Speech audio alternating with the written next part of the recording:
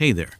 Tonight, we're venturing into the shadowy corners of history, where whispers become headlines, and every coffee shop has that one person insisting the moon landing was staged. Welcome to your bedtime tour through the strange, the secretive, and the suspiciously unexplained. So before we don our tinfoil hats, remember to like and subscribe, but only if you're not already being watched. And drop a comment letting me know where you're tuning in from, what time it is, and which conspiracy keeps you up at night.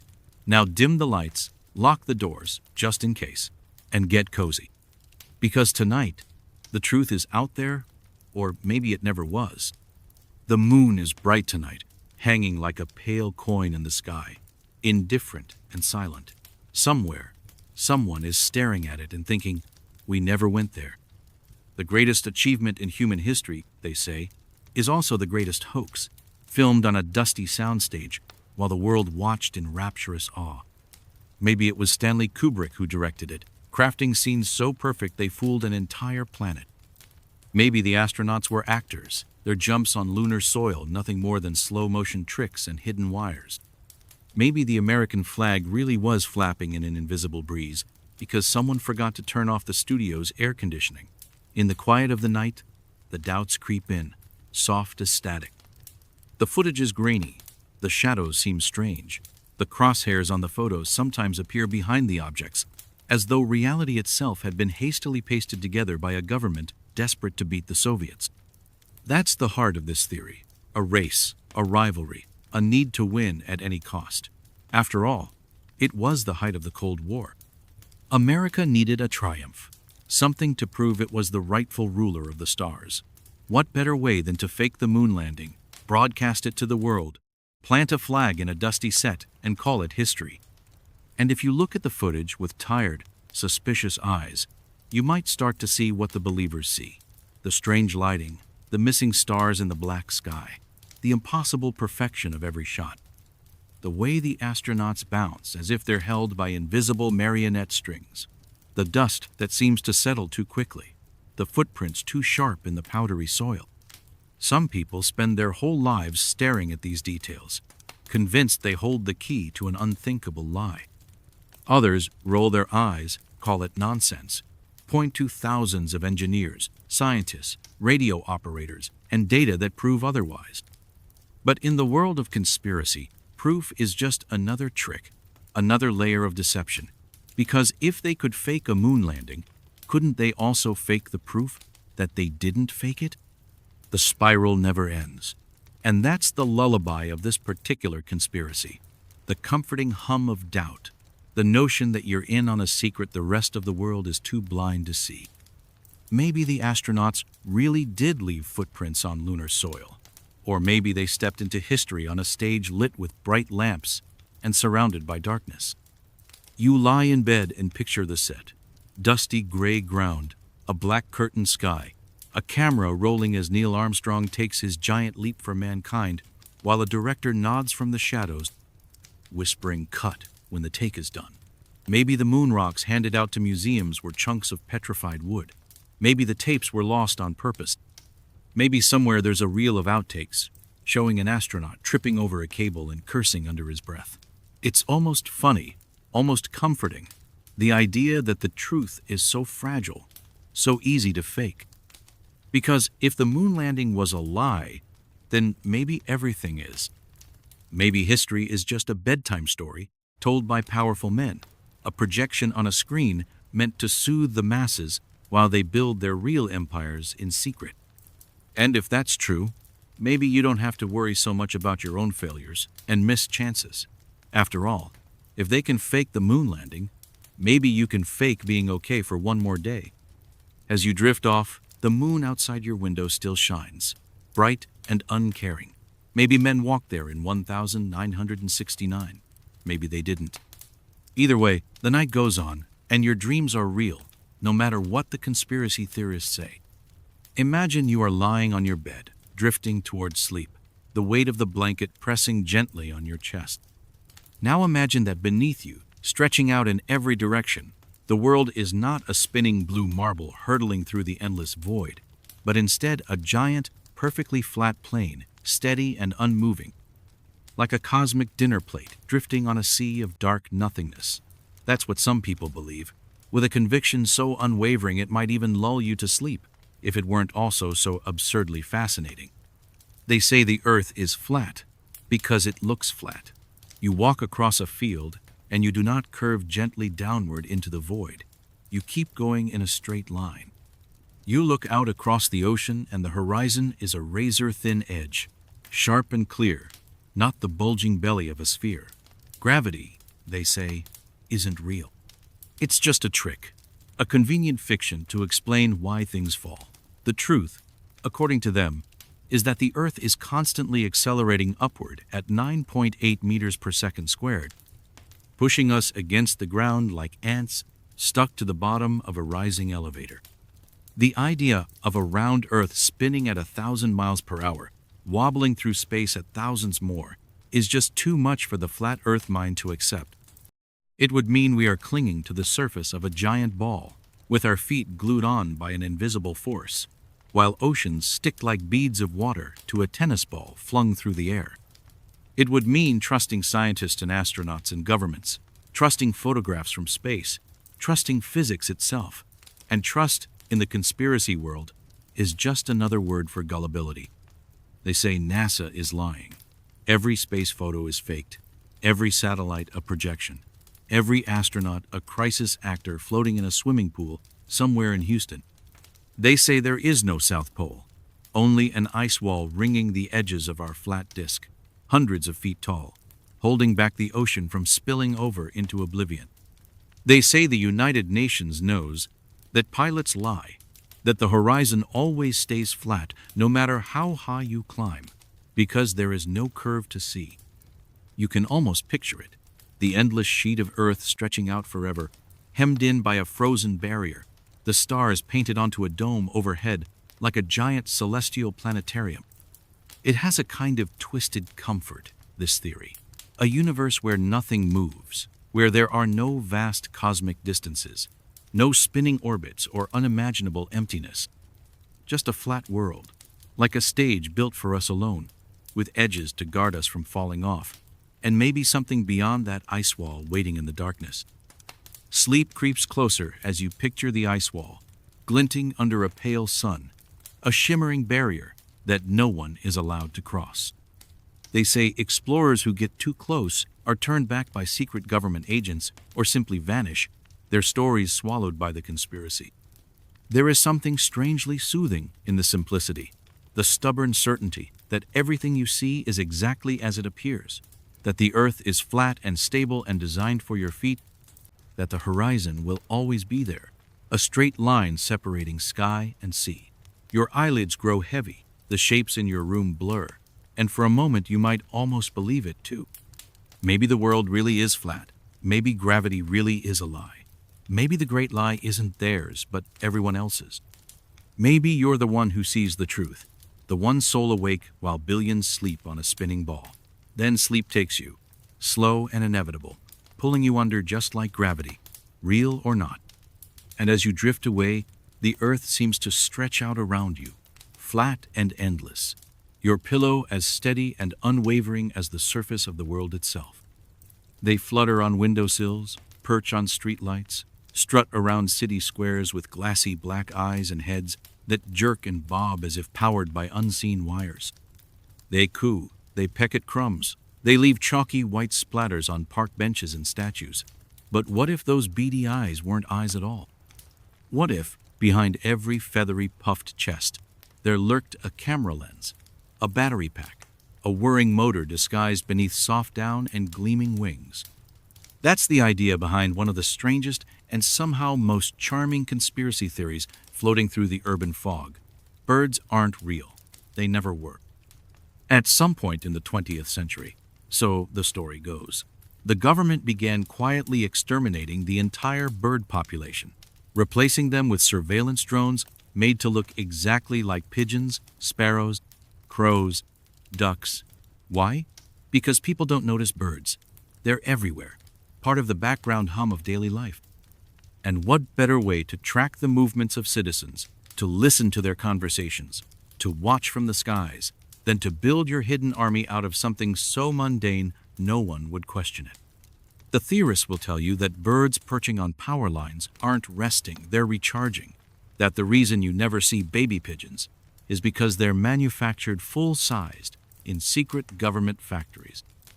That the great die-offs of birds you sometimes read about are just updates to the surveillance fleet. Old models retired and new ones rolled out under the cover of night. And then there are the ducks, floating serenely on ponds. What better disguise for a waterproof, amphibious listening device? They quack and waddle and pretend to be harmless, while transmitting every lakeside conversation back to shadowy intelligence agencies. The official explanations: disease, migration patterns, environmental shifts are just convenient covers, paper-thin excuses to hide the truth that the skies themselves are bugged, that the flocks overhead are nothing more than flying microphones. In this story, the government hates real birds because real birds can't be controlled. They might go where they aren't supposed to. They might poop on the wrong limousine. They might witness something that can't be scrubbed from their feathered memories. So they had to go. Better to build mechanical replacements, carefully tuned to spy, report, and occasionally look adorable doing it. You lie there in bed, maybe hearing the faint coo of a pigeon outside your window, or the rustle of wings in the trees, and you wonder, just for a moment, if they're watching you. If the little feathered shape on the lamppost is blinking a tiny red light when you turn your head, sending reports about your snoring to some bored analyst in a bunker. It's ridiculous, of course, but also oddly soothing. Because if the world is filled with fake birds, at least that means someone is paying attention. Someone is out there listening, even if it's through the twitching neck of a mechanical crow. Deadlines might be fake. The world might be chaotic. But the birds, they're out there, working overtime, gathering data with tireless electronic eyes. You close yours, let your breathing slow, and drift into dreams where pigeons hum softly with static and ducks float serenely while hidden antennas twitch beneath the water. The world is strange, the theory's stranger. But tonight none of it matters. Sleep takes you, and the birds reel or not watch over you from the windowsill. You tilt your head back and look up at the pale blue sky, where a high-flying plane traces a thin white line across the heavens, a streak that slowly widens and fades into wispy tendrils. Most people call them contrails, condensation trails, just harmless water vapor crystallizing in the frigid upper atmosphere. But some see something else entirely. They say those lines aren't water at all, but chemicals sprayed by shadowy agencies drifting slowly down onto an unsuspecting public. Chemicals to make us docile, chemicals to manipulate our moods, chemicals to poison the soil and control the weather and keep us quietly obedient. Chemtrails, they whisper, as though the word itself is an incantation, a hidden key that unlocks the door to a terrible truth. According to believers, the governmentor, maybe a coalition of governments, decided at some point that the best way to keep the masses in check was to lace the very air we breathe with mind-altering compounds. The planes fly overhead in broad daylight, spraying their invisible poison while everyone below goes about their day, never suspecting that the slight melancholy in their chest, the dull headache behind their eyes, the low buzz of anxiety thrumming through their bones might not be theirs at all. Maybe it's drifting down on them, feather-light and unavoidable, courtesy of the same jets that roar across the afternoon sky. Some claim chemtrails are used to control the weather, to seed rain in one place and drought in another, turning the very climate into a tool of political power. Others say the chemicals sicken people on purpose, keeping pharmaceutical companies rich as we shuffle to doctors, seeking pills to ease the symptoms of a sickness deliberately spread from the sky. And still others say the sprays manipulate our moods directly, softening rebellious thoughts, heightening despair, numbing us to the injustices that churn all around. Of course, scientists scoff. They explain the physics of condensation, the temperature and pressure and humidity that make those streaks appear and fade, just as they've done since humans first strapped engines to metal wings and took to the air. But in the world of conspiracy, science is just another arm of the lie, another tool of the great silencing. And so people keep watching the sky, taking photos, collecting jars of rainwater, insisting they feel worse on days when the contrails linger longest. Tonight, as you lie in bed, you can almost picture it. The endless blue dome overhead crisscrossed by invisible trails of chemicals, drifting down like ghostly rain. Maybe they carry a sleeping draught, a gentle sedative to quiet your worried mind. Maybe the headache you felt earlier wasn't from too much screen time, but from a fresh dose of sky-born sadness. Maybe the government really is keeping you subdued, one silver streak at a time, but in the soft darkness of your room, it almost doesn't matter. You're already sinking into sleep, letting the world and its poisons and its questions fade. The jets will keep flying, the lines will keep fading, the sky will fill again tomorrow with new trails. And maybe they are just water vapor, or maybe they're a lullaby sprayed across the heavens, soothing you into slumber whether you want it or not. Either way, your eyelids grow heavy, the world softens, and the sky above goes on drawing its pale white lines, mile after mile, forever. November 22, 1963, Dallas, Texas. A bright day, a motorcade, a smiling president waving from an open-top limousine. Then gunshots crack through the air, the crowd screams, and history shatters into 1,000 pieces. Officially, they say, it was one man, Lee Harvey Oswald, firing from the 6th floor of the Texas School Book Depository, a lone gunman with a mail-order rifle and a perfect shot. But almost immediately, doubts creep in like a draft under a locked door. The Zapruder film plays frame by frame, grainy and surreal, the president's head jerking in a way that fuels endless arguments. Was it one shooter or two? Was there someone hidden behind the picket fence on the grassy knoll, puff of smoke curling from the barrel of a second rifle? Could a single bullet twist and turn through multiple bodies, shattering bone, piercing flesh, emerging almost pristine to be displayed on a hospital stretcher, like a grim magic trick? They call it the magic bullet theory, the official explanation that strains belief and geometry alike.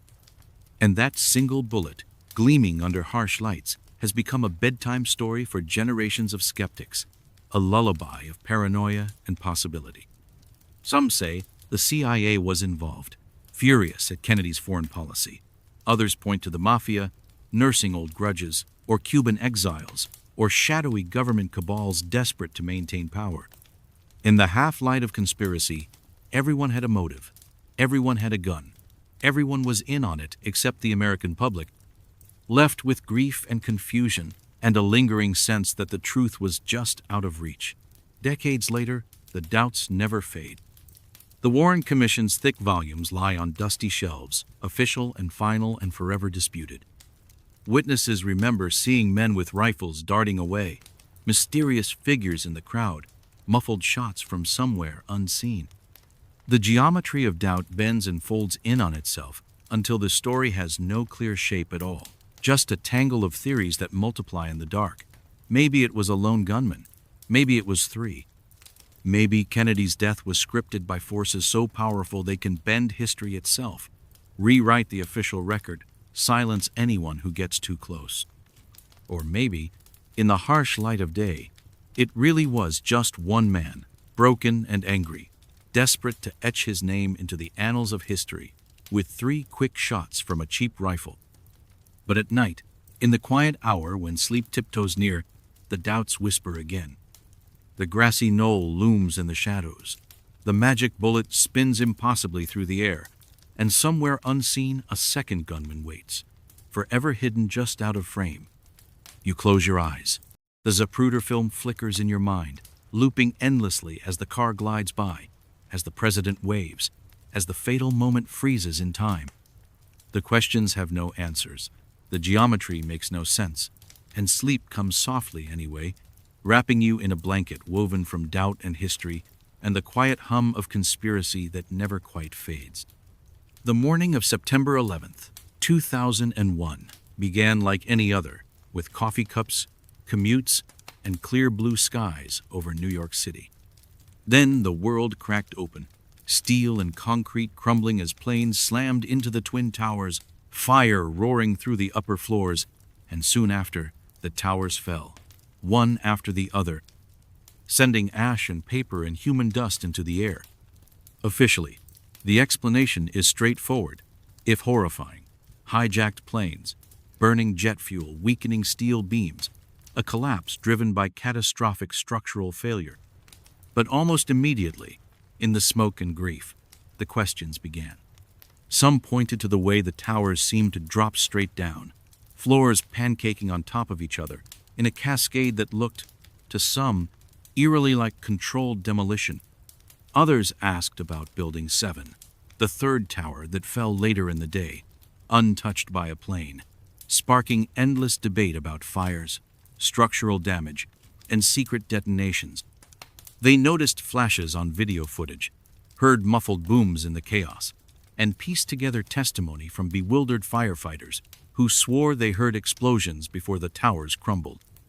And so the conspiracy grew, fed by grainy clips and late-night forums, nurtured by distrust of government and a gnawing dread that maybe the tragedy wasn't just an attack from outside, but something orchestrated from within. Some say it was the CIA, manufacturing a crisis to justify war in the Middle East. Others say it was a shadowy cabal within the government, eager to expand surveillance, to seize oil, to reshape the world under the guise of fighting terror. The theories multiply in the darkness, each thread looping into another, forming a tangled knot of suspicion that no amount of official reports can completely untie. And maybe that's why the conspiracy lives on, because the horror of that day was so huge, so senseless, that the mind aches to impose some kind of plan, even a monstrous one, rather than face the raw chaos of hatred and tragedy. In the quiet hours of the night, as you lie in bed with the hum of a distant plane drifting through the window, the doubts whisper. What really brought those towers down? Who profited in the aftermath? What else was hidden behind the veil of patriotism and fear? The answers never come. They twist and fade like smoke, leaving only uneasy questions and the dull echo of grief. You close your eyes, feeling the weight of history, the sadness of thousands of lives cut short, the suspicion that somewhere, someone knew more than they told. But sleep comes anyway, soft and relentless, pulling you down through the rubble of speculation, past the cries of conspiracy, into a place where, at least for tonight, there are no falling towers, no echoing booms, no burning steel, just silence and rest, and the slow fading of questions into the dark. Somewhere in the dim corners of the internet, under headlines about celebrity gossip and strange weather patterns, the Illuminati lurk, or so the story goes. They are the shadowy cabal behind every throne, the hidden hand in every election, the whisper in the ear of every billionaire and pop star. Their symbol is everywhere. People say triangles, single eyes, pyramids etched into dollar bills, flashing behind music videos, tucked into corporate logos like cryptic fingerprints left by the world's secret rulers. According to believers, the Illuminati began centuries ago, a secret society bent on enlightenment and global control. Over time, they evolved into puppet masters, pulling the strings of politics, finance, and entertainment, manipulating wars, crashing markets, and choosing which star will shine next. Some say they gather in darkened rooms, cloaked in robes, chanting beneath giant triangles, plotting humanity's future while sipping expensive wine and swapping bad Latin jokes. They say the famous and powerful presidents, prime ministers, tech moguls, Beyonce either loyal servants of the Illuminati or prisoners in a gilded cage, forced to play along lest they be silenced forever. That celebrity flashing the triangle hand sign on stage, Illuminati. That rapper with an eye floating above a pyramid in their music video, Illuminati.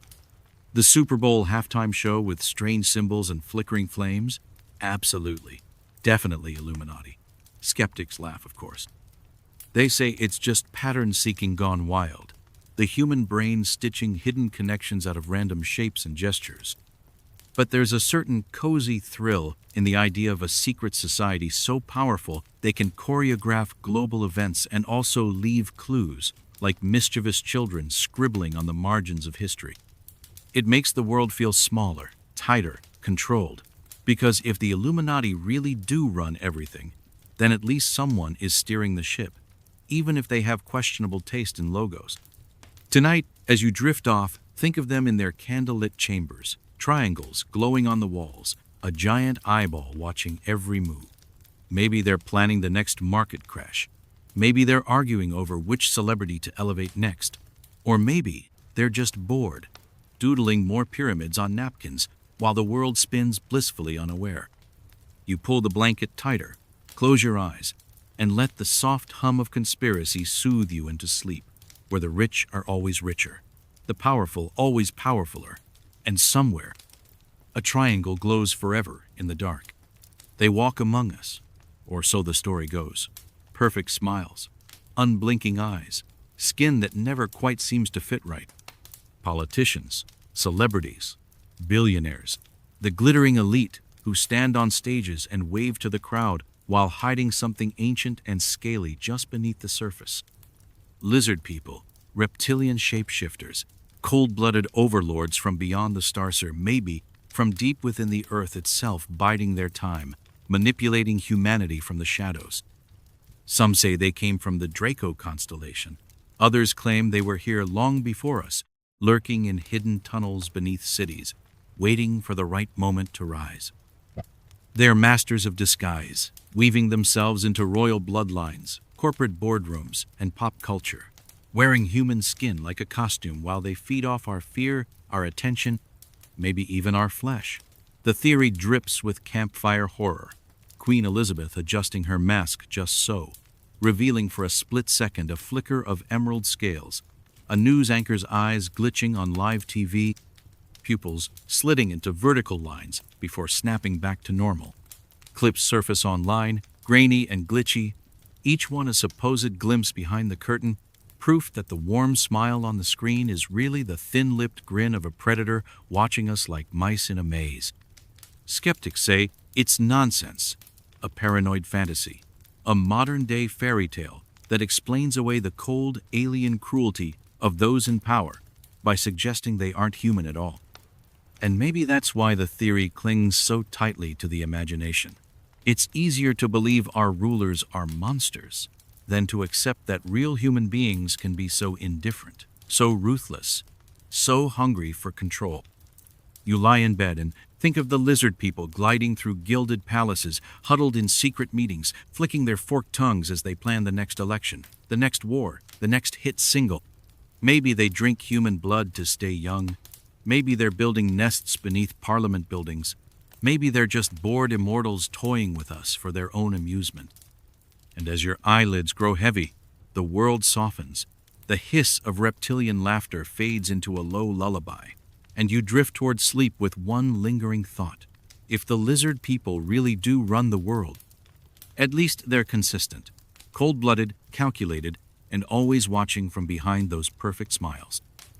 Somewhere behind the polished doors of glass towers and marble halls, they gather. Not elected officials, not the faces you see on campaign posters, but the true power brokers, suited figures with calm voices, carefully neutral smiles, and plans so vast they sprawl across continents and decades. They are the architects of the New World Order, or so the theory goes, a shadowy alliance of bankers, politicians, media moguls, and corporate giants, quietly weaving a web of control so tight that eventually every nation, every citizen, every thought will fall under their rule. Globalism, they call it. A single government, a single currency, a single system that dictates what you can buy, where you can travel, and even what you can think. They say it's all hidden in plain sight. Secret meetings at secluded resorts, quiet handshakes at international summits, cryptic symbols in corporate logos and government seals. The Bilderberg Group, the Trilateral Commission, the World Economic Forum, just different names, they claim, or the same cabal pulling the strings behind closed doors while the rest of us shuffle to work and pay our bills. In the fluorescent glow of bureaucratic nightmares, they draft their plans: tighter surveillance, digital ID systems, economic collapse, followed by rebirth on their terms. Some believe they want to chip every human, track every purchase, record every whisper of dissent. Others say they seek to reduce the population, to manage the planet like a grim garden, pruning it of excess and ensuring the soil is rich only for the chosen few. And in the midst of it all, the ordinary person lies awake at night, scrolling endless headlines, feeling a gnawing suspicion that the world's chaos is not random but orchestrated. Wars that never seem to end, financial crises that erupt and conveniently consolidate power, laws passed in the dead of night to tighten the net just a little more. Maybe it's all paranoia, the human mind desperate to find patterns in the chaos, to pin blame on hidden masters, rather than face the possibility that the world is messy and indifferent, ruled by greed and chance rather than some grand unified plot. But maybe, just maybe, someone really is keeping track, filing every document in triplicate, stacking reports in gray filing cabinets deep underground, their fluorescent-lit offices humming softly as they plan tomorrow's headlines, tomorrow's wars, tomorrow's world. You close your eyes and imagine them, shifting in their chairs, adjusting their ties, reading yet another endless memo on population trends and social unrest. They are bureaucrats of the apocalypse, shepherds of a new age, their voices calm as they decide what freedoms will be allowed next year, what new rule will arrive like a gift wrapped in red tape. And as sleep takes you, the hum of imaginary fluorescent lights fades, replaced by the steady beat of your own breath. The new world order, real or not, can wait until morning. Tonight, at least, you're free to drift into dreams untouched by paperwork and secret agendas. In the middle of the Nevada desert, where the dust swirls in endless spirals and the sun bakes the sand into cracked, pale skin, there sits a place so secret, so fenced off, that even the air around it seems to hum with hidden stories. Area 51, a stretch of scrubland guarded by cameras, fences, and the ever-watchful eyes of men in white trucks, is the center of one of the most enduring conspiracies on Earth. They say that behind those gates and beneath those hangars lie alien ships, their sleek metallic bodies torn open and studied by government engineers. That somewhere in hidden bunkers, stored away in vaults under desert rock, there are strange bodies from Roswell, gray-skinned creatures with bulbous heads and giant black eyes, dissected and cataloged while the public is told it was just a weather balloon. Some say the technology we hold in our hands, microchips, lasers, fiber optics, was reverse engineered from crashed alien craft, gifted to us by beings from beyond the stars, or stolen in the dead of night by secret military teams. The theories are endless. Alien deals gone wrong, joint projects with otherworldly scientists, interstellar trade agreements signed under fluorescent lights, while a human general shakes hands or tentacles with something that hums instead of speaks. Of course, the government says Area 51 is just an aircraft testing site where experimental planes are built and flown away from prying eyes. But the secrecy itself is like catnip for the imagination. No fly zones, armed patrols, grainy satellite images showing strange runways and massive hangars that appear overnight. Everything about it invites questions, suggests shadows hiding something far stranger than a new stealth jet. At night, conspiracy theorists camp on the dusty outskirts, cameras pointed at the sky, hoping to glimpse a flicker of lights darting impossibly fast across the stars. They swap stories by the glow of campfires, tales of abductees, missing time, and government men who appear at their doors warning them to stay silent. You lie in bed, picturing the desert wind rattling the chain-link fences, the distant hum of generators powering underground labs filled with blinking lights and humming alien engines. Maybe there are little gray beings floating in glass tubes, or maybe it's just row after row of filing cabinets, each one filled with reports stamped secret, gathering dust under the weight of decades. Area 51 remains closed off, its mysteries unsolved, its gates forever shut to curious eyes. But in the soft darkness of your room, you can let the theories swirl around you like desert dust. Picture the cold, fluorescent halls and the quiet conversations between human scientists and their strange, unearthly guests. And as sleep takes you, maybe you'll dream of Nevada's strangest zip code, where the truth is always classified, and the lights in the sky might just be visitors from far, far away. In the quiet hours of the night, as your eyelids grow heavy, your mind drifts back thousands of years to a desert shimmering under a blazing sun, where colossal stone pyramids rise from the sands like jagged teeth of an ancient god. How did humans, with nothing but ropes, copper tools, and sheer willpower, build such perfect monuments? According to one of the most enduring conspiracies, they didn't, at least, not alone. Some say aliens came down from the sky, bright ships gleaming like metal beetles, and showed early humans how to stack stones the size of trucks with uncanny precision. They taught us math, astronomy, and perhaps even slipped us a few blueprints for exactly how to cut limestone blocks so perfectly they fit together without mortar. Because, really, how else could the Great Pyramid line up so precisely with cardinal directions, or the stones fit so snugly you can't slip a blade of grass between them? The theory stretches far beyond Egypt, weaving itself through the jungles of Central America, across the mysterious stone heads of Easter Island, and into the vast plains where Stonehenge stands. Everywhere there are megaliths, there are whispers of ancient astronauts. Some say these visitors levitated stones with technology we still don't understand, humming them into place with strange beams of sound or anti-gravity fields. Others imagine a more direct hand, gray-skinned beings with huge black eyes directing human workers like cosmic foremen, pointing long fingers at blueprints etched in starlight. Skeptics scoff, of course, pointing to years of archaeological research, to evidence of quarries, ramps, and clever engineering.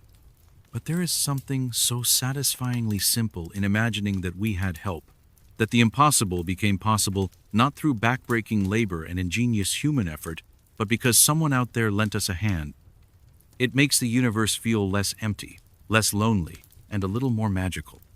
Tonight, as you lie in your bed assembled, perhaps with the same sense of confusion and frustration as any megalithic project, you might almost wonder if aliens helped with that too. Those screws that never quite fit, those cryptic instructions, that one missing piece you swear wasn't in the box, maybe they're reminders that we're still learning the art of building from our old cosmic tutors. Sleep tugs at you gently, and in the darkness, you can almost hear the soft hum of starships above the pyramids, lights flickering as they drift away into the night, leaving us to marvel forever at the giant stones and the unanswered questions. The pyramids stand, timeless and silent, and the stars above whisper secrets we may never truly hear. But for now, it's enough to dream of alien architects, ancient stone, and the vast, unknowable sky. Somewhere in the tangled halls of conspiracy lore lies Project Bluebeam, a theory that says the ultimate trick is coming, one so big it will rewrite reality itself. The story goes like this.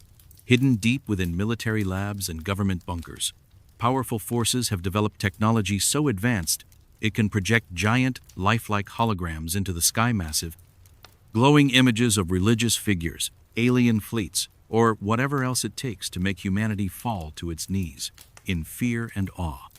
They say one day, maybe soon, this technology will be unleashed, casting visions across the heavens of the second coming, a Messiah descending in radiant light, a chorus of angels filling the clouds with thunderous song.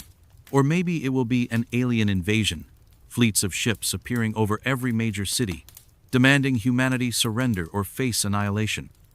In either case, the endgame is the same, to scare the world into uniting under a single global government, surrendering freedom in exchange for safety from this new cosmic threat. Some claim NASA is behind it.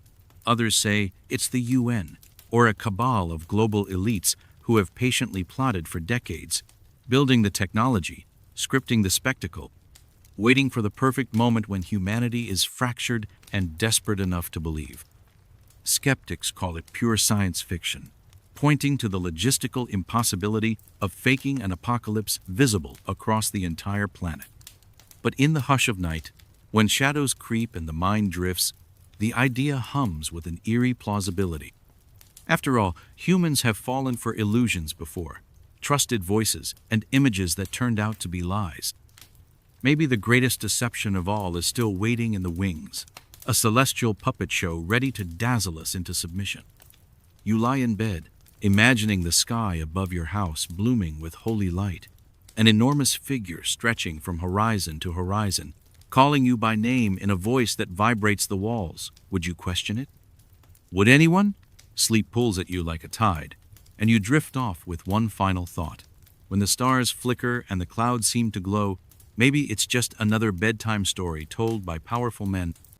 And maybe the real miracle is that for now, at least, the sky is empty and the night is quiet. You remember it clearly, don't you? The Monopoly Man, gleeful and smug with a little monocle perched over one eye. The Berenstain Bears, spelled with an E, sitting on your childhood bookshelf. That line from Star Wars, "Luke, I am your father," echoing in your head exactly as you heard it 100 times. But now, they tell you it's all wrong. The Monopoly Man never had a monocle. The bears are called Berenstain, with an A, and Darth Vader actually says, "No, I am your father." They say you're misremembering, but maybe, just maybe, you're not. That's the whisper of the Mandela effect, the theory that somewhere along the line, reality glitched, and you slipped sideways into a timeline that almost matches the one you knew, but not quite. Named after people who swore Nelson Mandela died in prison in the 1980s decades before he actually passed in 2013, it's become a cozy rabbit hole for anyone who has felt that soft, uncanny shiver of something being off.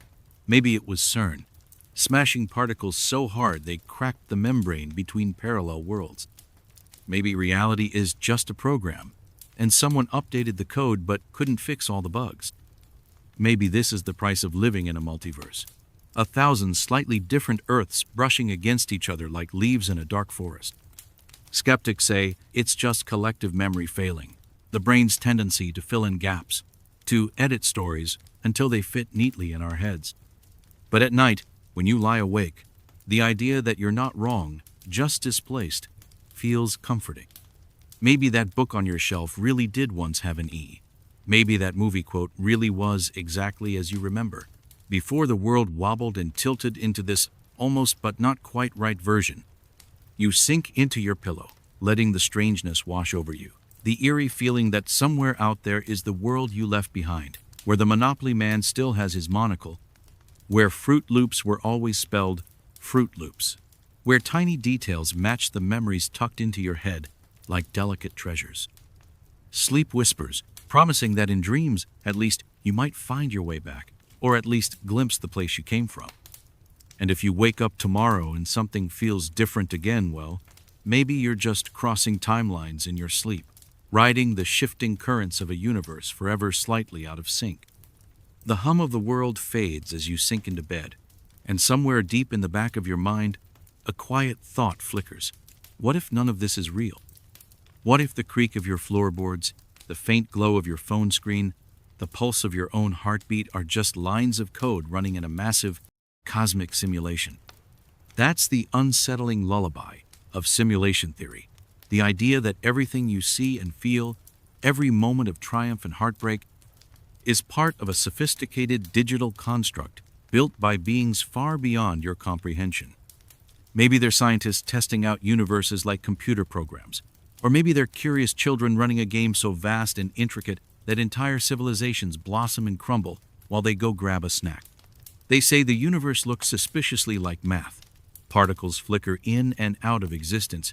Reality only resolves itself when observed, and the laws of physics behave like algorithms in an unfathomably complex system. Some even claim to glimpse the edges of the codey impossible coincidences, repeating patterns, déjà vu that feels like a glitchy frame stutter in the graphics engine of your life. Skeptics call it philosophical navel-gazing, but it's hard not to feel the chill when you remember how easily computers can generate worlds so real we get lost in them, even with the crude tools we have now. If we can build virtual realities, why couldn't something far older and smarter build us? Maybe the player has just gone AFK, setting the simulation on autopilot while they check their messages or step away for a drink, leaving you to wander through your life unaware that the guiding hand has paused. the divine observer's eyes turned elsewhere. You close your eyes, the hum of the ceiling fan soft and steady, and wonder if somewhere in the vast darkness, someone is watching your dreams render in real time, giggling at your anxieties, waiting to pick up the controls again. But maybe it doesn't matter. Maybe real is just what you feel. The warmth of the blanket, the rise and fall of your breath, the soft drift of sleep pulling you deeper. If this is a simulation, then it's your simulation, for now, and you can rest easy knowing that even if the world is built from code, your dreams are yours, strange and bright and endless. And somewhere out there, maybe the player smiles, watching as you drift off, waiting for you to wake up again in the morning, ready to load the next day.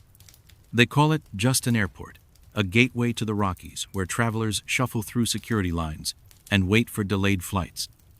But look closer, and Denver International Airport is something else entirely.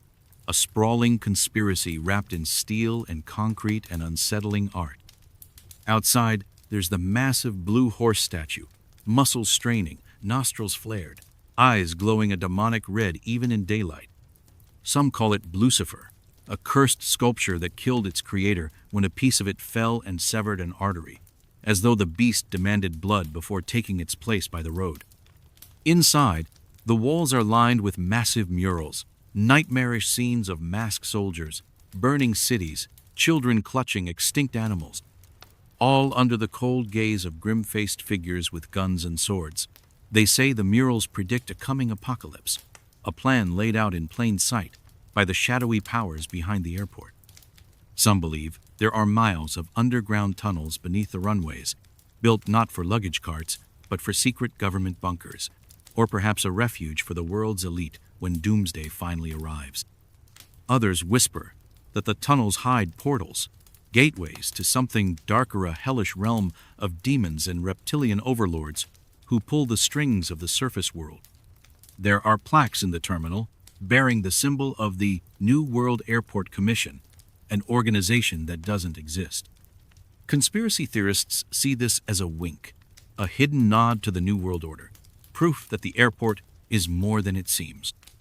Some claim the runways are laid out in the shape of a swastika, an omen of fascistic control, though from the ground they look like just more runways, endless gray strips stretching into the distance. At night, you imagine the tunnels humming with strange machinery, lights flickering as figures in black move purposefully through the dark, their footsteps echoing against concrete walls. Maybe they're building something, or summoning something, or waiting for the day when the skies burn and the horse outside rears back, eyes blazing, calling its masters to rise. But for now, the terminal is quiet. The luggage belts rattle softly, the PA drones with final boarding calls, and travelers drift toward sleep in uncomfortable chairs, unaware or maybe just pretending not to notice that beneath their feet lies something vast and secret and waiting. You pull the blanket up to your chin, close your eyes, and hope you dream of somewhere safer than the Denver airport. Because if the stories are true, that place is a portal to somewhere much worse than delayed flights and overpriced sandwiches. And the glowing red eyes of the horse watch, patient and unblinking, as you slip away into sleep. It starts innocently enough, a late-night scroll through message boards and social media feeds, eyes gritty with exhaustion, mind buzzing with half-formed thoughts. Then you see it, cryptic lines of text, strange codes, and questions posed by someone called Q. They claim to be an insider, a digital prophet leaking secrets from deep within the government, hinting at a hidden war between good and evil that rages just out of sight. According to Q, the world is run by a cabal of elite pedophiles and satanic cultists, politicians and celebrities who feast on children and control everything from the media to the global economy. But salvation is coming, they say, guided by a chosen leader who will reveal the truth and purge the evil from our midst. Every Q post, every drop, is read like scripture by believers who stay up late into the night, combing through misspellings, odd capitalizations, hidden numbers, searching for clues that will prove their faith is justified. They call it the Great Awakening, but for many, it looks more like the Great Sleep Deprivation, sleepless vigil in front of glowing screens, hunting patterns in the digital static, convinced that if they just keep looking, the final revelation will come. Skeptics call it dangerous fantasy, a conspiracy born from boredom and fear, fed by algorithms that keep us clicking deeper into the night. But to true believers, it's a fight for the soul of the world, a secret war only they are wise enough to see. Meanwhile, the clock ticks past midnight, the room grows cold, and the posts pile up, each one more vague and promising than the last. Trust the plan, they whisper. Watch the skies. The storm is coming, and so the sleepless prophets keep scrolling, eyes red, mind fuzzy, convinced that the next update will bring salvation, or at least meaning in the dark. You pull the blanket over your head, phone buzzing softly on the nightstand, hoping your dreams are gentler than the fevered chatter of digital soldiers. Sleep comes eventually, and for a few precious hours the storm fades, the cryptic posts disappear, and there are no codes to crack, no cabals to fight, just the soft hush of your breath in the quiet dark. Somewhere, maybe in a sleepy Florida suburb lined with palm trees and pastel stucco homes, a man shuffles down the sidewalk in sandals and a faded bathrobe, humming softly under his breath. His hair is thinner, his belly rounder, but when he smiles, there's still something unmistakable in the curl of his lip, the twinkle in his eye. Some say it's him, Elvis Presley, the king of rock and roll, alive and well decades after his supposed death in 1977. According to the theory, he faked his own demise to escape the crushing weight of fame, the pills, the pressure, the endless swarm of cameras waiting outside Graceland's gates. They say the coffin at his funeral was too light, that his middle name was misspelled on the gravestone, that witnesses saw a black helicopter leave Memphis that night, carrying the king away to a quiet life, far from the spotlight. Over the years, believers have spotted him everywhere, pumping gas in small towns, lurking in supermarket aisles, sitting in diners with a stack of pancakes and a knowing grin. Some say he joined the witness protection program after getting tangled up with dangerous people. Others think he just wanted peace, to play guitar on back porches, to sing lullabies to neighborhood kids, to let the myth of Elvis Presley become bigger than the man himself. Skeptics roll their eyes, pointing to autopsy reports, grieving family, mountains of evidence that the king really did leave the building. But in the dark, when sleep creeps in and the world softens around the edges, the idea feels oddly comforting that somewhere Elvis is still out there, alive and tired but content, humming old tunes to himself while the sun sets over the Gulf of Mexico. Maybe he's growing tomatoes in the backyard. Maybe he's teaching the neighbor's kid to play guitar. Maybe he's just another old man in line at the pharmacy, smiling softly when someone squints and says, "You know, you look an awful lot like..." You pull the covers tighter, imagining the faint strum of a guitar somewhere far away, and drift off with the hope that the king never really died. He just downsized, swapped sequins for slippers, and chose peace over glory. And tonight, maybe he's tapping his foot in the dark, keeping time as you slip into dreams. It began with a rumor whispered in record shops and scribbled in fan letters. Paul McCartney died in 1966, and the Beatles covered it up, slipping cryptic clues into their songs and album covers, a secret eulogy hidden in plain sight. They say he was replaced by a look-alike, an orphaned contest winner named Billy Shears, surgically altered to match Paul's face, trained to mimic his voice and mannerisms so perfectly that only the keenest fans could spot the difference. The proof? Look closer, they say, at the Abbey Road album cover. Paul is barefoot, out of step with the others, while John leads the procession dressed like a preacher and George trails behind in denim, like a gravedigger. Or listen to Revolution 9 backwards and hear a voice whisper, "Turn me on, dead man." The Sate. Pepper's album shows a funeral scene, flowers arranged like a bass guitar. In Strawberry Fields Forever, John seems to murmur, "I buried Paul," though he later insisted it was cranberry sauce.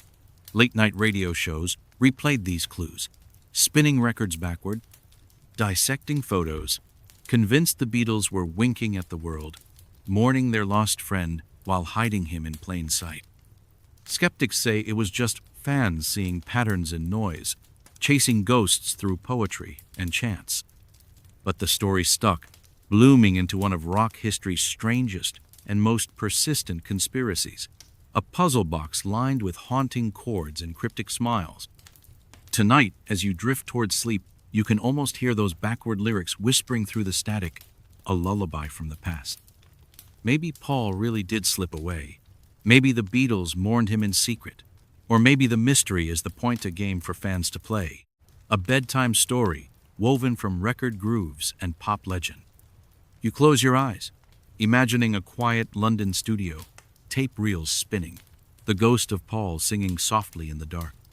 And somewhere, across time and static, the Beatles play on, forever young, forever cryptic, forever holding a secret in their harmonies that you can almost hear, just beyond the edge of dreams.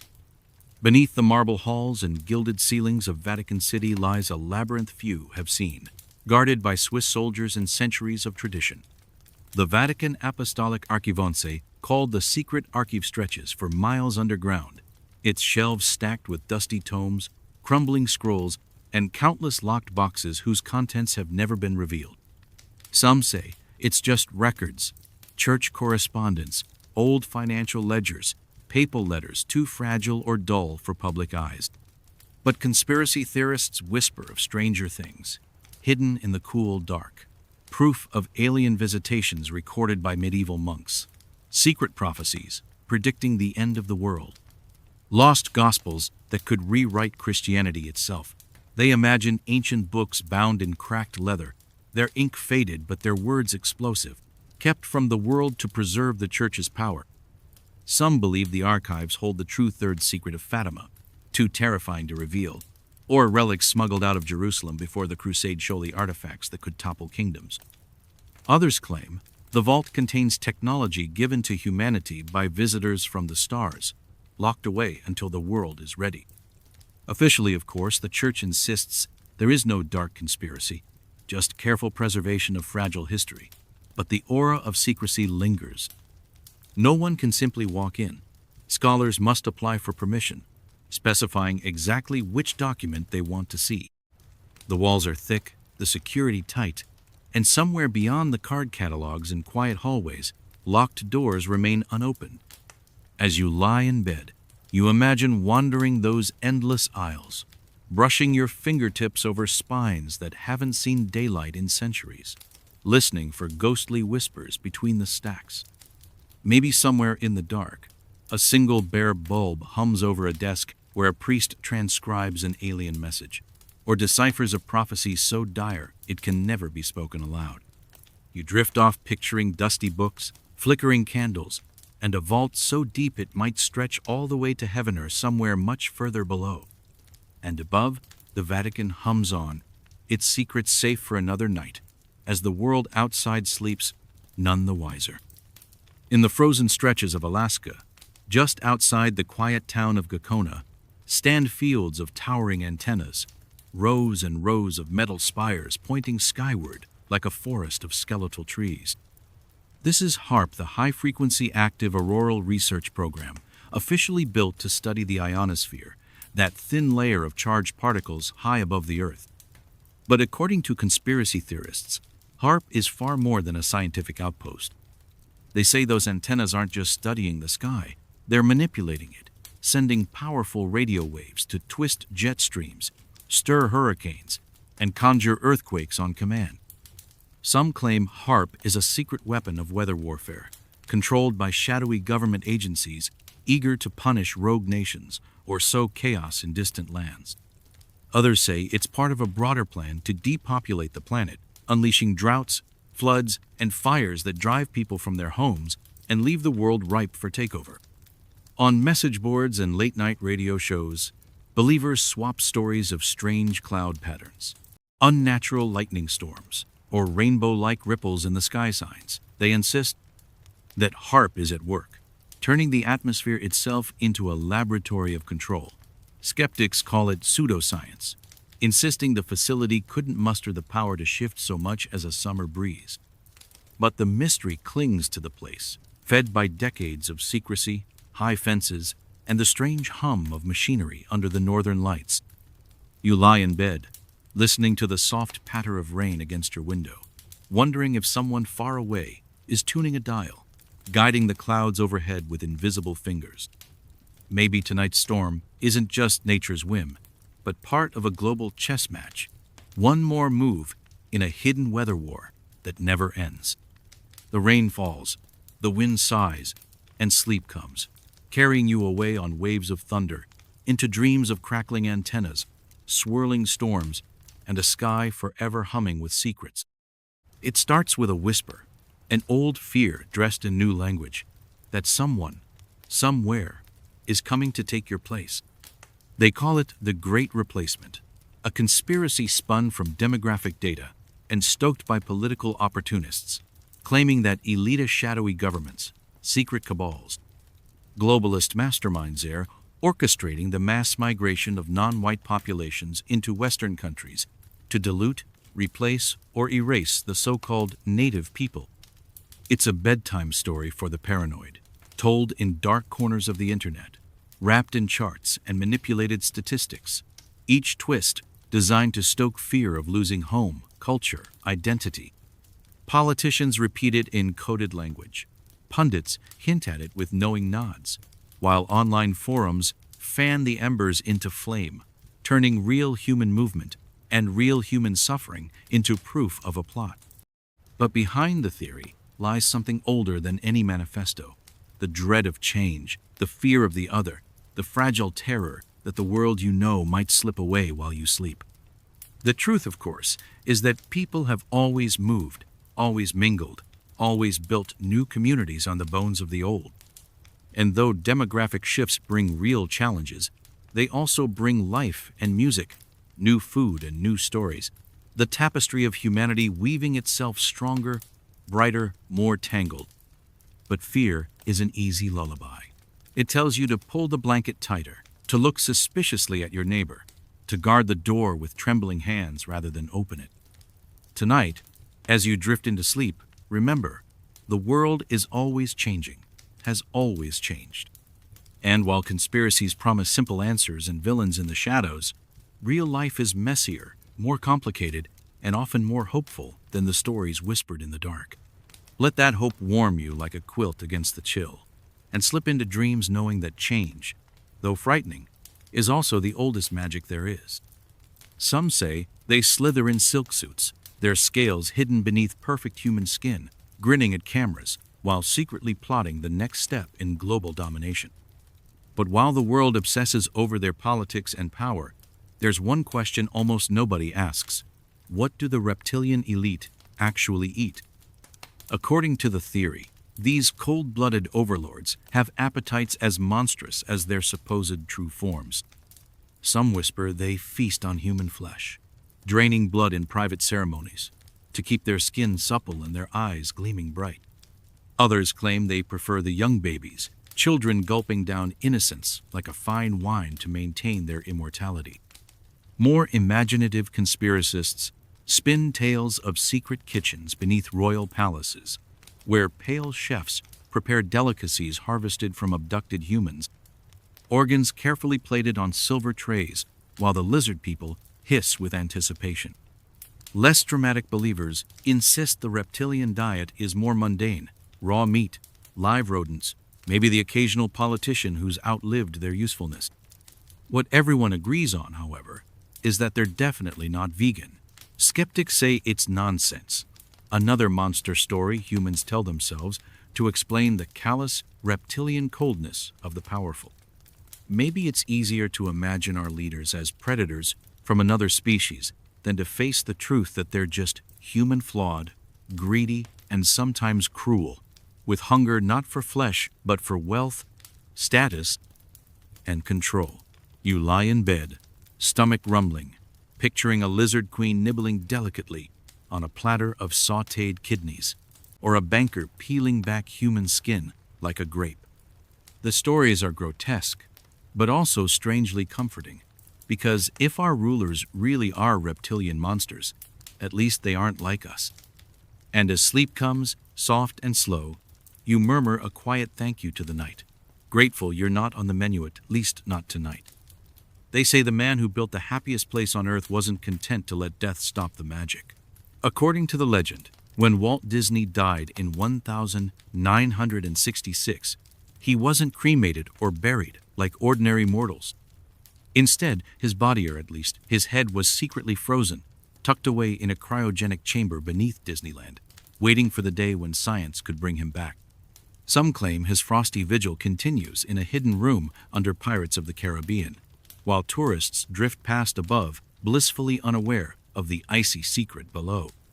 But that's only one corner of the bedtime whispers swirling around Disney.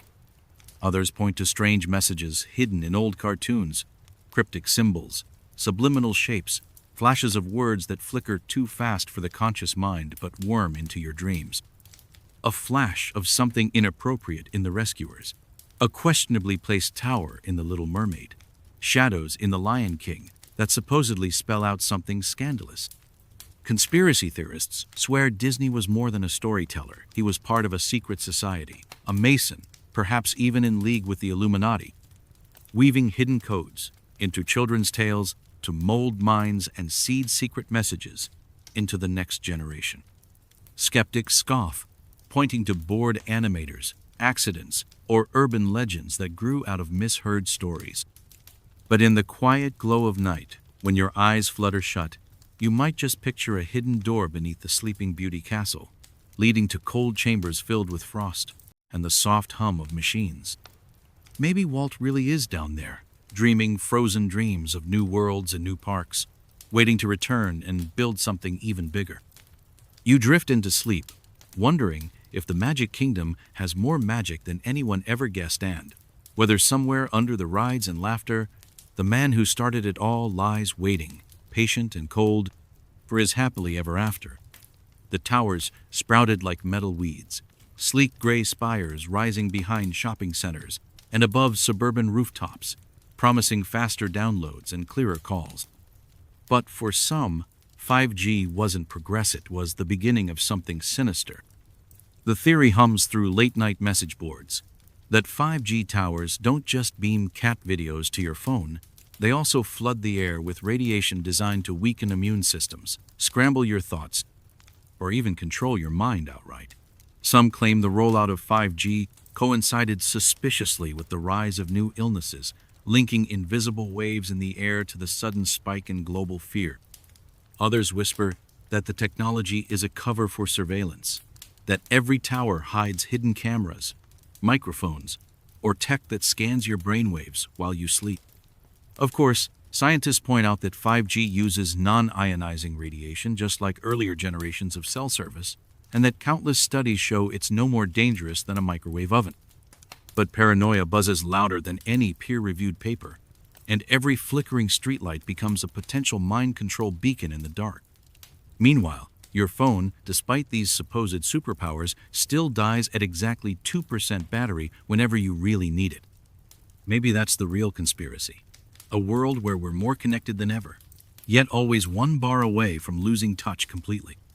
Tonight, as you curl into your blanket, the towers blink their tiny red lights in the distance, watching silently while you drift off. Whether they're beaming brainwaves or just cat videos, they'll still be there in the morning, humming with invisible data as the world turns on, sleepily, once again. In the middle of a quiet Georgia field stood a monument of polished granite, 4 massive slabs arranged like a modern Stonehenge, each etched with messages in 8 languages. They called them the Georgia Guidestones, mysterious from the day they appeared in 1980, commissioned by a stranger using the pseudonym R.C. Christian, and built with the help of a local granite company sworn to secrecy. The inscriptions offered guidance for humanity's future: maintain a population under 500 million, guide reproduction wisely, protect nature, rule with reason. To some, they were a hopeful message for rebuilding civilization after apocalypse. To others, they were proof of a sinister plot, a manifesto from the shadowy elites planning to cull the human race and usher in a new world order. Theories sprouted like weeds, that the guidestones were built by secret societies, that they contained hidden time capsules beneath their foundation, that they were markers for alien visitors to find their allies on Earth when the world ended. Some saw the population edict as a threat, a promise of genocide hidden in stone. Others whispered about the astronomical alignments carved into the granite, claiming the stones were part of an occult ritual, a dark prayer to the gods of control. In the soft glow of twilight, the monument looked almost peaceful, birds nesting among the slabs, shadows stretching across the dusty ground. But at night, under the cold gaze of the stars, the messages felt colder too, like instructions left by something inhuman, patient, and watching. And then, in 2022, someone bombed part of the monument, reducing one slab to rubble and the rest to an uneasy ruin, as though even the stones themselves were too unsettling to be left standing. As you drift toward sleep, you picture those giant granite tablets under the moonlight, bearing silent witness to humanity's chaos, the rubble now scattered where messages once gleamed. Maybe they were warnings, maybe promises, maybe just another bedtime riddle carved in stone, whispering through the night to those willing or afraid to listen. Across dusty deserts and tangled jungles, ancient stones rise toward the sky pyramids, ziggurats, temple steps worn smooth by centuries of feet. Some say they were built by human hands alone, but others whisper of something stranger, that they were star maps, landing pads, cosmic signposts left by visitors from beyond the stars. Ancient alien theorists claim these structures are stairways to heaven in the most literal sense, designed as gateways, stargates connecting Earth with other worlds. They point to carvings of winged figures, strange helmets, and objects that look suspiciously like rocket ships, insisting these aren't myths but memories, the echoes of encounters our ancestors tried to record in stone. According to the stories, these beings taught humanity architecture, astronomy, maybe even how to dream. They showed us how to build machines out of stone, how to channel the power of the cosmos, how to slip through wormholes like threads through a needle and visit other realms. Skeptics roll their eyes, calling it pseudo-history, but in the hush of night, when you lie beneath the soft dome of stars, the idea hums with a gentle magic. Maybe the ancient gods really did descend in fire and light, carrying blueprints for pyramids and lullabies for weary souls, promising that the universe is vast and full of neighbors waiting to be found. You drift off, imagining a doorway of shimmering light at the top of a crumbling stone stairway, waiting to carry you beyond the stars, past the constellations, and into dreamland.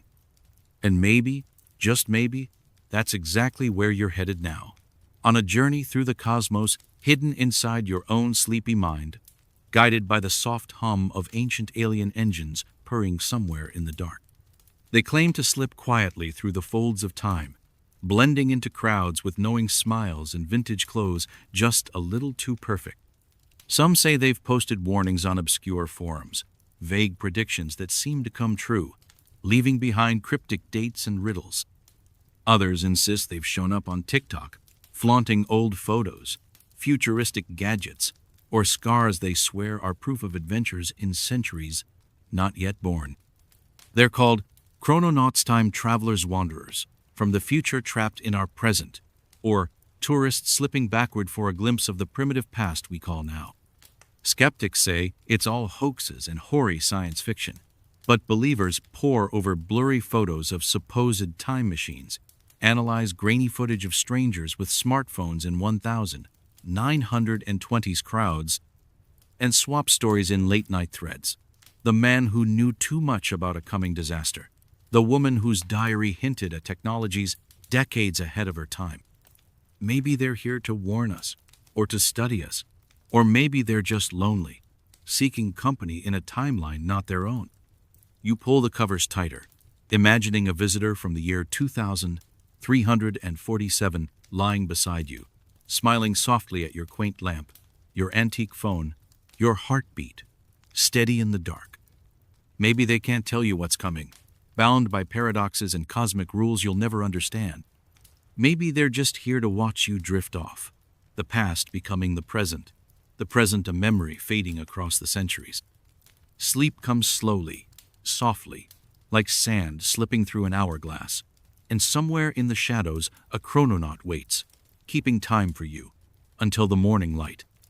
High above the earth, where the sky fades into the cold emptiness of space, drifts something strange. Some say it's been there for thousands of years, a dark shape tumbling silently in orbit, whispering secrets into the void. They call it the Black Knight satellite, a mysterious object first spotted by radio operators in the 1950s, its signals pulsing like a ghost tapping on the glass of the cosmos. Photographs show a jagged, angular shape floating against the stars, too big and too oddly shaped to be space junk, too persistent to be just a glitch. Conspiracy theorists claim it's an ancient alien probe, keeping watch over humanity from the dawn of civilization, sending data back to distant masters who wait patiently for us to grow, stumble, and maybe one day join them among the stars. Others say it's a relic from a lost human age, proof that advanced civilizations once rose and fell long before our own, their satellites still circling above while the dust of history covers their ruins below. NASA, of course, says it's nothing more than thermal blankets shed by old missions, debris caught in the endless dance of orbit. But that explanation never quite silences the mystery, the thrill that maybe we are not alone, that the night sky is more than stars and cold rocks. Tonight, as you lie in bed, you picture the Black Knight drifting above you, a silent sentinel watching over a sleeping world. Maybe it hums with soft alien lullabies. Maybe it's recording your dreams. Or maybe it's just a relic waiting for the next chapter of Earth's story. And as you drift off, the stars seem to pulse in time with your breath, and the darkness of space feels a little less empty, as though someone or something is out there, keeping watch until morning comes. It started as a whisper out on the foggy edges of Long Island, at an old Air Force base, where rusting radar dishes loomed over crumbling concrete. They called it the Montauk Projecta series of secret government experiments said to have taken place beneath Camp Hero, where scientists supposedly tinkered with the fabric of reality itself. According to the stories, they were building on the infamous Philadelphia experiment, pushing even further. Mind control programs that could plant thoughts like seeds, psychic gateways that let children step into other dimensions, and machines that tore holes in time, opening portals to the past and future. Survivors, if you believe them, speak of underground labs humming with strange machinery, of monstrous creatures slipping through rifts, of memories wiped clean and rewritten. Some claim the government kidnapped gifted children and used them as psychic batteries, feeding their nightmares into giant computers that twisted them into reality. Stranger Things, the Netflix show, borrowed the bones of this legend, swapping Montauk for Hawkins, but the original tales are even darker, tinged with the kind of dread that keeps you awake in the small hours of the night. Skeptics say it's all myth, born from rumor and the fertile imaginations of fringe authors. But there's something about the lonely radar tower that still feels haunted, something in the sea mist that clings to the old base like a ghost. As you drift toward sleep, you imagine the hum of machines deep underground, minds reaching out across time, doors cracking open to strange realms just beyond the veil. Maybe it's just a story, or maybe there really was a place where dream-sand nightmares were twisted into something terrifyingly real, waiting in the dark until the morning light. Beneath your feet, they say, lies a hidden world. Vast tunnels stretch for miles, connecting secret cities carved into bedrock, where the hum of machinery never stops and soldiers move in shadows. They call them Dumb's Deep Underground Military Base, massive complexes supposedly built by governments to weather nuclear war, conduct black projects, or maybe even fight wars you'll never hear about on the evening news. According to the theory, these underground labyrinths house advanced technology decades beyond what we see on the surface. Alien craft reverse-engineered in secret hangars, genetic experiments grown in dark labs under fluorescent lights. Some whisper that entire underground wars rage in these tunnels, strange battles with reptilian creatures, or otherworldly invaders that would make science fiction blush. Conspiracy theorists trace entire maps, linking hidden entrances beneath airports, mountains, and desert outposts, each marked with rumors of strange lights, booming sounds from the deep, or mysterious truck convoys disappearing into mountainsides. Skeptics laugh, pointing out how much money, manpower, and raw material it would take to build such vast subterranean fortresses. But the stories linger, told in hushed voices by night shift truckers and late-night radio callers, feeding that part of the human mind that loves to imagine secret kingdoms just out of sight. As you sink into sleep, you picture those dark tunnels humming far below, walls vibrating with the rumble of unknown machines, guarded gates where men in black stand watch, waiting for dawn. And maybe, just maybe, somewhere deep underground, the truth waits patient, quiet, and miles away from the warm comfort of your bed. It began with a cough halfway across the world, a cluster of strange pneumonia cases in Wuhan, China, that quickly spiraled into a global pandemic. But while the virus spread, so did something else, an infodemic of theories, rumors, and conspiracies that churned through social media feeds, news cycles, and late-night whispers, keeping people awake long after their fever dreams faded.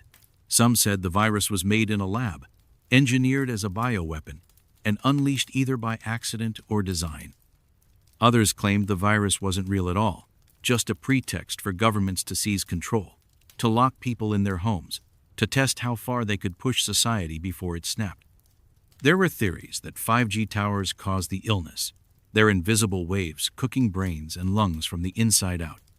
There were stories that billionaires were using the pandemic to implant microchips in the guise of vaccines, tracking humanity with a silent digital leash. Each rumor spread like wildfire, fueled by fear, uncertainty, and the desperate human need for something that made sense of the chaos. Scientists scrambled to fight the virus, while also battling an endless tide of disinformation, correcting myths that refused to die no matter how many facts piled up against them. And through it all, people lay awake at night, scrolling endless headlines, checking symptoms, watching case counts tick upward, wondering if the world would ever feel normal again.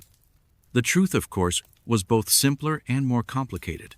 A virus jumping from animal to human, a global system straining under the weight of catastrophe, governments fumbling through crisis, ordinary people afraid and looking for someone to blame. Now, as the worst of it fades into memory, the theories linger, proof of how quickly fear can spread through the human heart.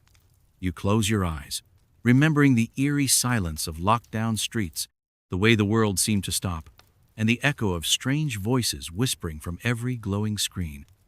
Sleep comes slowly, carrying you past the endless headlines and into a softer dark, where the only thing to fear is the restless turning of your own thoughts and maybe, just maybe, the hum of a 5G tower out there in the night, waiting for tomorrow.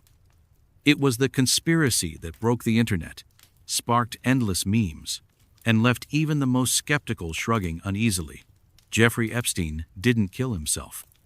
Officially, he died by suicide in a Manhattan jail cell in 2019, awaiting trial on charges of sex trafficking and abuse of minors, a case that threatened to expose powerful friends and clients, from politicians to princes to billionaires with private islands and sprawling networks of influence. But almost immediately, the details seemed off. Guards fell asleep or looked away. Cameras malfunctioned. Paperwork was missing. The story spread like wildfire that someone, somewhere, had decided Epstein knew too much and couldn't be allowed to talk. It wasn't just fringe theorists whispering either. Across dinner tables, in office break rooms, and late at night when the house was quiet, people murmured, if anyone was going to be silenced, it would be him. Names floated like ghosts: Clinton, Trump, royals, financiers' faces glimpsed in old photos with Epstein, fueling speculation that he was the linchpin of a vast, ugly secret the rich and powerful would do anything to keep hidden. Skeptics argue the world is messy, bureaucracies fail, and sometimes the simplest explanation is the right one.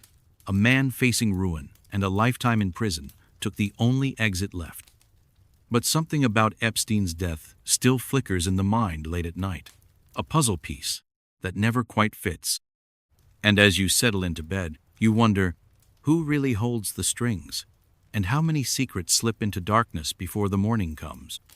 Sleep comes, eventually, but the story lingers, a murmur in the shadows, a reminder that sometimes the truth is the one thing you'll never get to see. It begins with a whisper, a blurry photograph, a subtle shift in a smile. They say celebrities are too valuable to simply fade away, that when fame becomes dangerous or inconvenient, they're quietly replaced.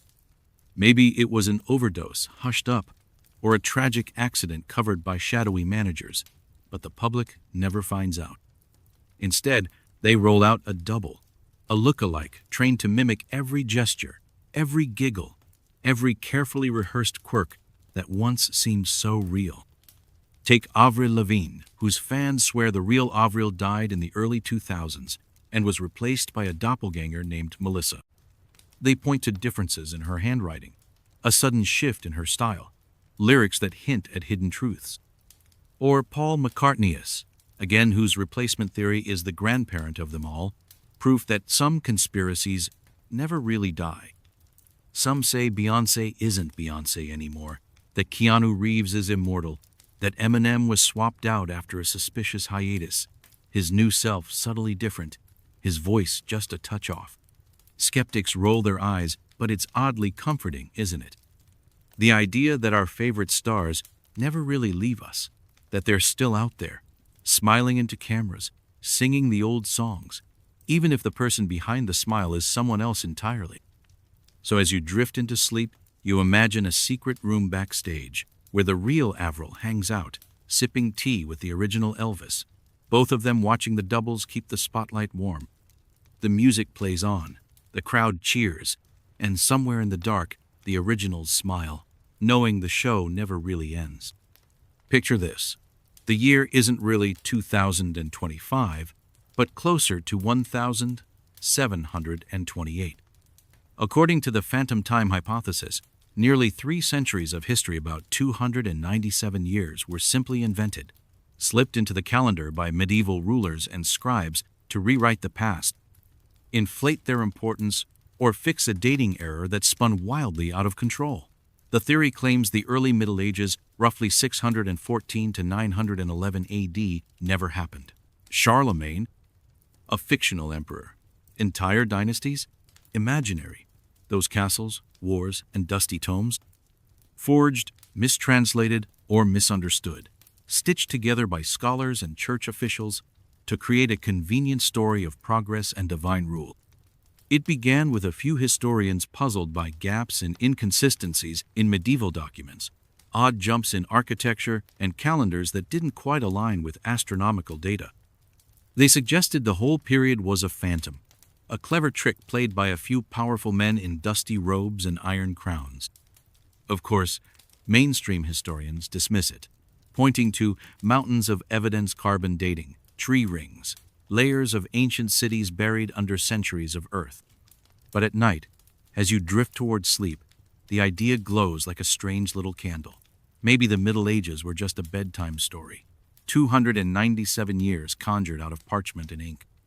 You imagine whole ghost armies marching into imaginary battles, fictional kings ruling fake kingdoms, scribes chuckling as they scribble history's biggest lie into the record books.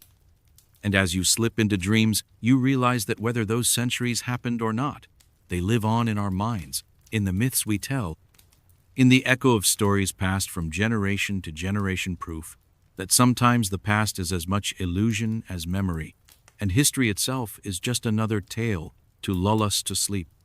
The lights fade, the hum of your thoughts softens, and somewhere in the tangled dark, every conspiracy you've ever heard stretches out its threads and knots them together. The moon landing was faked, but the fakers were lizard people sent from another dimension by ancient aliens who built the pyramids as stargates to a hollow earth ruled by psychic Nazis hiding under Denver airport. The Illuminati planned it all, of course, with a holographic Jesus ready to descend at any moment through Project Bluebeam, while reptilian elites feast on human babies in underground bunkers beneath Disney World, where Walt's frozen head mutters secret orders about controlling hurricanes from Alaska, with HARP towers disguised as 5G antennas.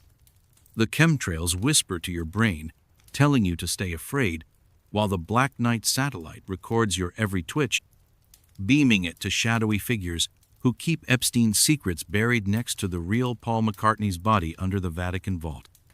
And it all loops back, endlessly, pointlessly, into a spiral of late-night message boards, memes, half-forgotten headlines, and restless minds connecting dots that might not even be dots at all. Because in the end, maybe none of it matters, or maybe all of it does, tangled into one great bedtime story we tell ourselves, to give the chaos a pattern, to make the monsters in the dark feel a little smaller, to let us slip off into sleep believing we've almost solved the puzzle. The world hums on, messy and unsolved, as you drift away, every string in the tapestry fading softly into dream.